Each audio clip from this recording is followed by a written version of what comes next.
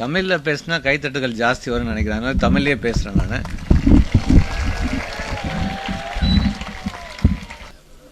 Actually எந்த ஒரு career, அது இன்ஜினியரிங் ப்ரொஃபஷன் ஆகட்டும், இல்லை டாக்டர் தொழிலாகட்டும், இல்லை ஆசிரியர் தொழிலாகட்டும், எப்போவுமே நம்பிக்கை தான் முக்கியம் ஃபஸ்ட்டு. எப்போவுமே நம்பிக்கை இல்லைன்னா வாழ்க்கையில் சாதிக்க முடியாதுன்னு நினைக்கிறேன்.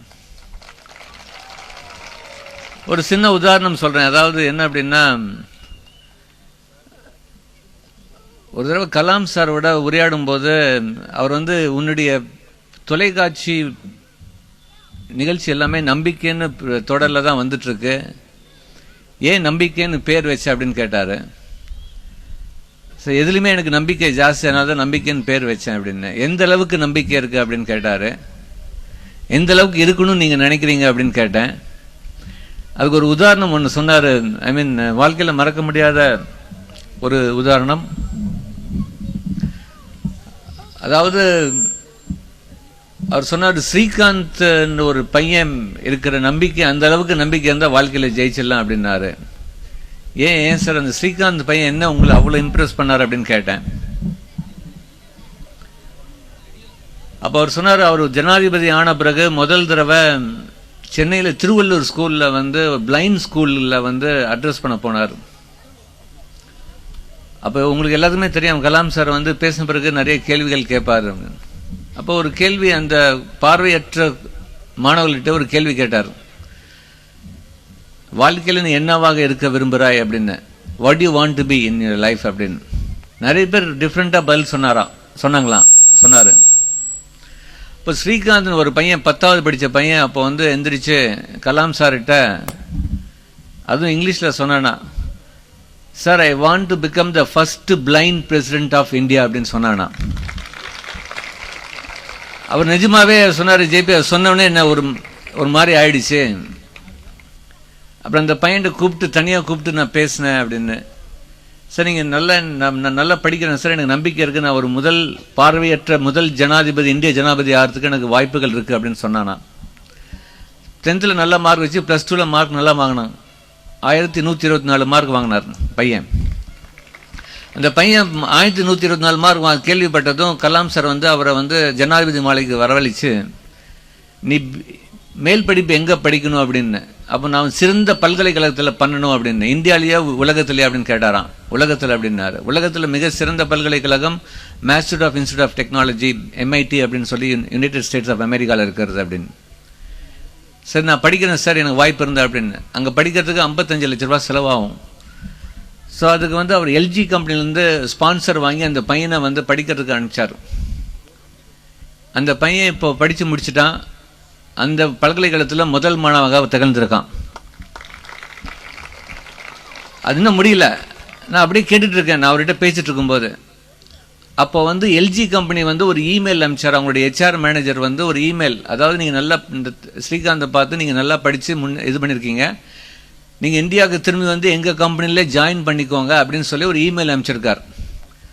அந்த இமெயிலுக்கு அந்த பையன் பதில் அனுப்பிச்சது தான் என்கிட்ட காமிச்சார். அவருடைய ஐபேடில் என்கிட்ட காமிச்சார். அந்த இமெயிலில் பார்த்தோன்னே நான் ஒரு நிமிஷம் கொஞ்சம் ஆடிப்பாயிட்டேன். என்ன அப்படின்னா, அந்த இமெயில் அந்த பையன் இங்கிலீஷில் என்ன எழுதியிருக்காருன்னா, அந்த LG company, copy to Kalam sir, thank you very much for your offer to work in your company. Sir, I am planning to do my master's and doctorate in computer science. Thank you very much for your offer. I will accept your offer in case I don't become the first blind president of India அப்படின்னு எழுதி அனுப்பிச்சிட்டான். அப்போ நினச்சி பாருங்க, அந்த லெட்டர்லையும் mail எழுதியிருக்கான், உங்களுடைய வேலை வாய்ப்பை நான் எப்போ ஏற்றுக்குவேன் அப்படின்னா, ஒரு கால் நான் முதல் பார்வையற்ற ஜனாதிபதி ஆகலை என்றால். எந்த அளவுக்கு அந்த பையன் நம்பிக்கை வச்சிருக்கான் பாருங்க.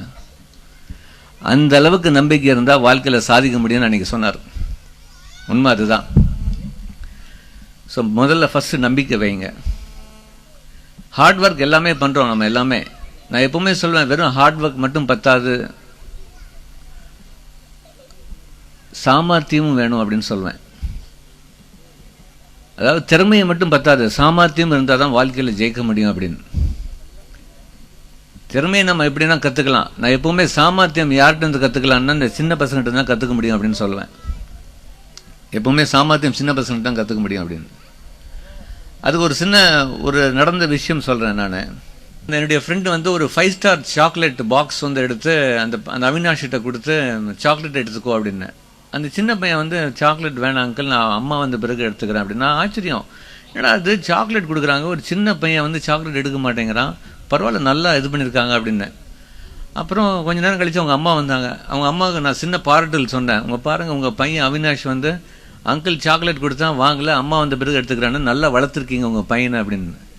அப்போ அந்த அம்மா என்னை பார்த்து அப்படிங்களான்னு கேட்டார். அப்போ நினச்சிட்டேன் ஏதோ ப்ராப்ளம்னு நினச்சிட்டேன். இது என்னடா அது இவங்க இப்படி சொல்கிறாங்க. சரி, அவங்க அம்மா வந்து அந்த பையனை கேட்குறாங்க, ஏன்பா நீ சாக்லேட் எடுத்துக்கலாம், அங்கிள் தெரிஞ்சு அங்கிள் தானே சாக்லேட் எடுத்துக்கலான்னு. இல்லை உங்கள்கிட்ட கேட்டு எடுத்துக்கலாம், என்ன புதுசாக இருக்குது அப்படின்னு. சரி, அப்போ இமீடியட்டாக என்னுடைய ஃப்ரெண்டு வந்து அந்த பாக்ஸ் எடுத்து சாக்லேட் திரும்பி கொடுத்தான் அந்த அவினாஷ்கிட்ட. அங்கிள் நீங்களே எடுத்து கொடுங்க அப்படின்னா.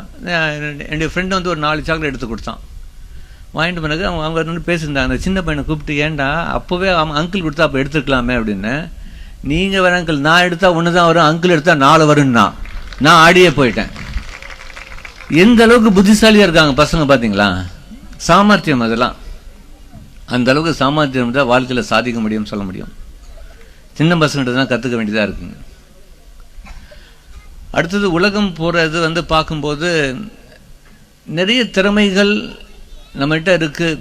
அந்த கிரியேட்டிவ் அண்ட் இனோவேஷன் வந்து நிறையாவே இருக்க வேண்டிய சூழ்நிலை இன்றைக்கி ஆயிடுச்சுங்க. பட் நிறைய பேருக்கு அந்த இருந்தும் அதை எப்படி பண்ணுறதுன்னு தெரிய மாட்டேங்குது. இன்னைக்கு வந்து ஐடியாஸ், பிரில்லியன்ட் ஐடியாஸ் தான் இன்றைக்கி வந்து பெரிய ஒரு ஊன்றுகோல் வளர்ச்சிக்கு அப்படின்னு சொல்கிறோம் நாங்கள். நான் வந்து இங்கே இருக்கிற இன்ஜினியர்ஸ் பொறியியல் மாணவர்களுக்கு நான் சொல்கிறேன், பி கிரியேட்டிவ் அண்ட் இனோவேட்டிவ், அப்போ தான் சாதிக்க முடியும்.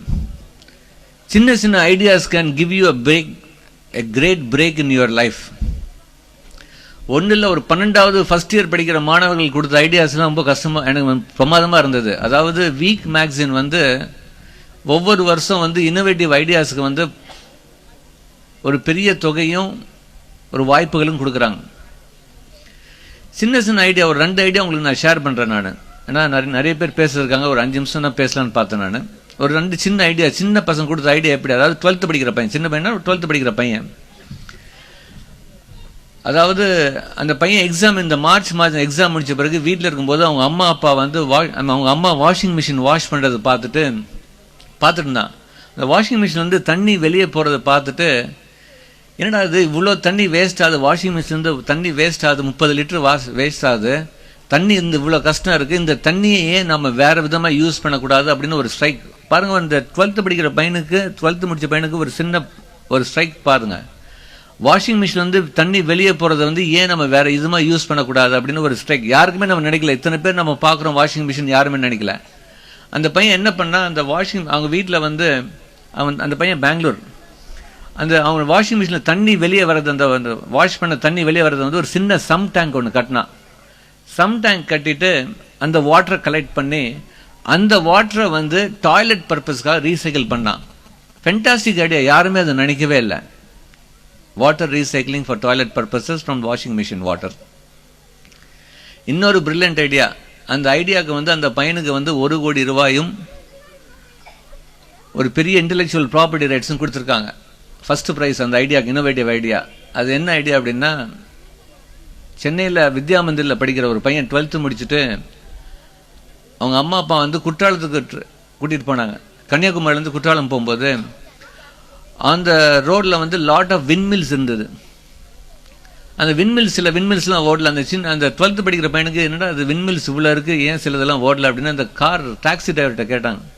இப்போல்லாம் சரியாக காற்று வரதில்லை சார், சிலதெல்லாம் டெக்னிக்கல் ப்ராப்ளம், அதனால தான் ஓடுறதில்லை. ஒரு விண்மில் போகிறதுக்கு எவ்வளோன்னு கேட்டானா, 4.5 கோடி ரூபா ஆகும் அப்படின்னாங்க. வந்தோடனே அவனை மனசு பாதிச்சு, ஒரு 4.5 கோடி ரூபா இன்வெஸ்ட் பண்ணி சும்மா கிடக்குது அப்படின்னு. அவன் என்ன பண்ணாங்க, ட்ரெயினில் திரும்பி ரிட்டர்ன் வரும்போது ஒரு பிரில்லியன்ட் ஐடியா கொடுத்தான் உலகத்துக்கு. யாருமே அதை பற்றி நினைக்கல, சிம்பிள் ஐடியா தான் கொடுத்தான். ஏன் இது யாருமே நம்ம நினைக்கல அப்படின்னு. என்ன idea கொடுத்தான்னா, why can't we have a small windmill in every express train in India? ஒரு சின்ன எக்ஸ்பிரஸ் ட்ரெயினில் ஒரு ஏன் சின்ன விண்மில் வச்சு நம்ம கரண்ட்டை ப்ரொடியூஸ் பண்ணக்கூடாதுன்னு ஐடியா. யாருமே அதை நினைக்கவே இல்லை, பிரில்லியன்ட் ஐடியா. இப்போ வந்து JSW Energy endorse பண்ணி we can produce 314 megawatts of power if you put windmill in every express train சொல்றாங்க. Brilliant idea. அவன் ஐடியா தான் கொடுத்தான். இதை வந்து ஒரு எக்ஸ்பெரிமெண்ட் பண்ணி JSW Energy வந்து பண்ணியிருக்காங்க. அந்த பையனுக்கு கோடி ரூபாய் பணம் கொடுத்துட்டு ஒரு இன்டெலெக்சுவல் ப்ராப்பர்ட்டி ரைட்ஸும் கொடுத்துருக்காங்க.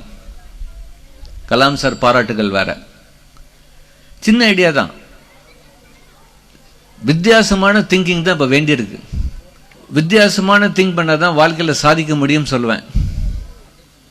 அட்வைஸுங்கிறது வந்து யார் வேணா கொடுக்கலாம், பட் நம்மளை ஏற்றுக்கிறது பக்குவம் நம்ம கிட்ட நிறைய பேர்கிட்ட இல்லைன்னு சொல்லுவேன். கால இளைஞர்களுக்கு அது வந்து ரொம்பவே, அதாவது இவங்க யார் நம்மளுக்கு அட்வைஸ் பண்ணுறது.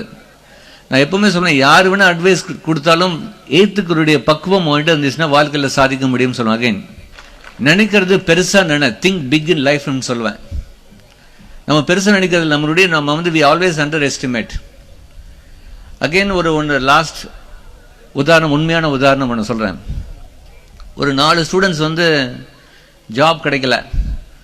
அவங்க வந்து வாக்கிங் போயிட்டு இருந்தாங்க. அப்போ ஒரு பையன் வந்து என்ன சொல்கிறான் அவன் ஃப்ரெண்டுகிட்ட, நம்மளுக்கு வேலையும் கிடைக்கல, நம்ம ஏன் கொஞ்சம் பணம் முதலீடு செஞ்சுட்டு ஒரு ஹோட்டல் ரெஸ்டாரண்ட் ஒன்று ஆரம்பிக்கக்கூடாது அப்படின்னு 4 பேர் சேர்ந்து ஒரு கொஞ்சம் பணம் பேங்க்ல கடன் வாங்கிட்டு ஒரு ரெஸ்டாரண்ட் ஆரம்பித்தாங்க. ரெஸ்டாரண்ட் ஆரம்பிக்க முதல் நாள் அன்னைக்கு வந்து ஒரு ஒவ்வொருத்தரையும் ஒவ்வொரு நண்பரை கூட்டிகிட்டு வர சொன்னார். 4 நண்பர் உட்காந்து சாப்பிட்டுட்டு இருந்தாங்க. அப்போ வந்து ஒரு நண்பர் வந்து ஒரு வெயிட்டர் 50 ரூபா டிப்ஸ் வாங்கினது பார்த்தான். வெளியே வந்து அவன் நினச்சிட்டான், என்னடா அது நம்ம 50 ரூபா டிப்ஸ் வந்து இந்த ரெஸ்டாரண்ட்டில் கிடைக்குது, நம்ம கேட்ரிங்லாம் பிடிச்சிட்டு பெரிய ஹோட்டலில் வேலை செஞ்சால் 5 ஸ்டார் ஹோட்டல் நிறைய டிப்ஸ் கிடைக்குமே, நல்லா சம்பாதிக்கலாமே அப்படின்னு. ஸோ இன்னொரு புதிய நண்பர்கிட்ட சொல்லிட்டு இருந்தான். அதே மாதிரி நீங்கள் 8 வருஷத்தில் கேட்ரிங்லாம் பிடிச்சிட்டு ஒரு பெரிய 5 ஸ்டார் ஹோட்டலில் வேலை செஞ்சுட்டு இருந்தான். ஒரு நாள் ஒரு கோட் சூட் போட்டுட்டு ஒருத்தன் வந்தான், சாப்பிட்டான். 1000 ரூபா பில் ஆச்சு. இந்த 1000 ரூபா பில் பார்த்தவொடனே கிரெடிட் கார்டு கொடுத்தான். அந்த வெயிட்டர் பார்த்தவொடனே அவனுக்கு ஞாபகம் வந்தவொடனே பர்ஸ் எடுத்துகிட்டு 1000 ரூபா டிப்ஸ் கொடுத்தான். அந்த வெயிட்டருக்கு ஒரே சந்தேகம், என்னடா அது சாப்பிட்ட அமௌண்ட்டுக்கு இந்த ஆள் டிப்ஸ் கொடுக்குறாரு, யாருமே கொடுக்க மாட்டாங்கன்னு அவர்கிட்ட கேட்குறாரு. சார் இது வரைக்கும் யாருமே சாப்பிட்ட அமௌண்ட்டுக்கு டிப்ஸ் கொடுக்கல, நீங்கள் கொடுத்தீங்க அப்படின்னு.